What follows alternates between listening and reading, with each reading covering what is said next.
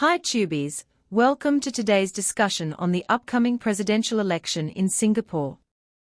We will be examining the potential candidacy of Tharman Shanmugaratnam and discussing the economic performance of the country. Please keep in mind that the information I will be sharing is based on data available up until September 2021.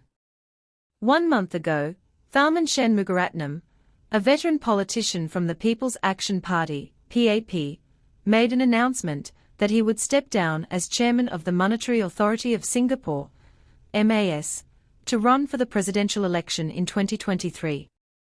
This decision came after President Halimah Yacob declared that she would not be contesting the election, citing the challenges she foresaw in an open race that allows candidates of all races.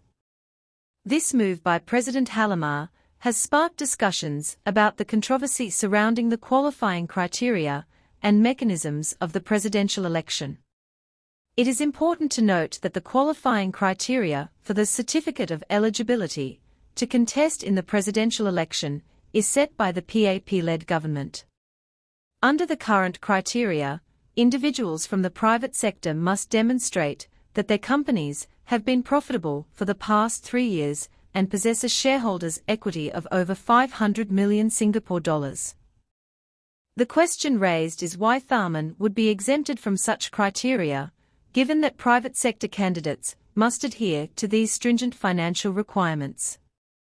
MAS recently reported significant losses of 30.8 billion Singapore dollars for FY 2023, following another massive loss of 7.4 billion Singapore dollars in the previous financial year. According to MAS, these losses were attributed to the strengthening of the Singapore dollar, poor performance in bond and equity markets, and the effects of tightening monetary policy to manage inflation. Critics argue that these losses indicate a lack of diligent economic strategizing and the absence of sustainable growth and competitive advantages in Singapore.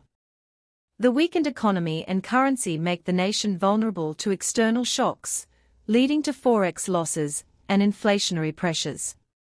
If the government's economic planning were as robust as claimed, they argue, the Singapore dollar would not be so weak, and the cost of living would not be impacted by runaway inflation. Moreover, the losses incurred by MAS are not the only concern. Temasek, a sovereign wealth fund, reported losses of 7.3 billion Singapore dollars in FY 2023. When considering the losses suffered by other government-linked companies, GLCs, and the Government Investment Corporation, GIC, the aggregated loss may be even higher. The exact extent of Forex losses incurred by MAS is not known publicly, but it is believed to be significantly more than the reported 30.8 billion Singapore dollars. These economic discrepancies and weaknesses have raised questions about Tharman's honesty in addressing these issues and his effectiveness as a minister in correcting and rebuking his fellow PAP cabinet members for their strategic planning shortcomings. Critics argue that the government has primarily relied on increasing taxes and essential prices, such as electricity, water, transportation, public housing, and mortgage costs, rather than pursuing sustainable economic growth or addressing security concerns related to vital imports.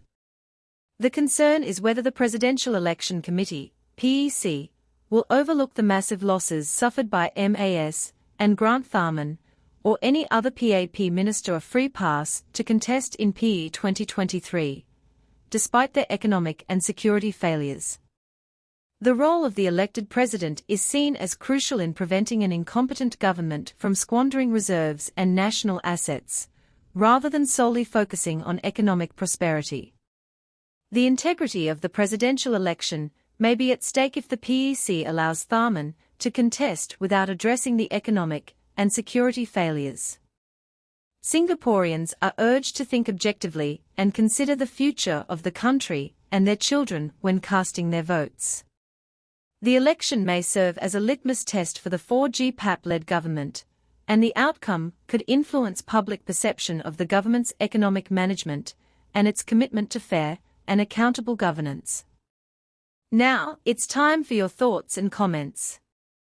What are your opinions on Tharman's potential candidacy and the economic performance of Singapore?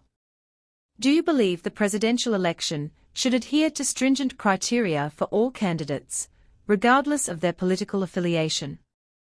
Please share your views in the comments section below.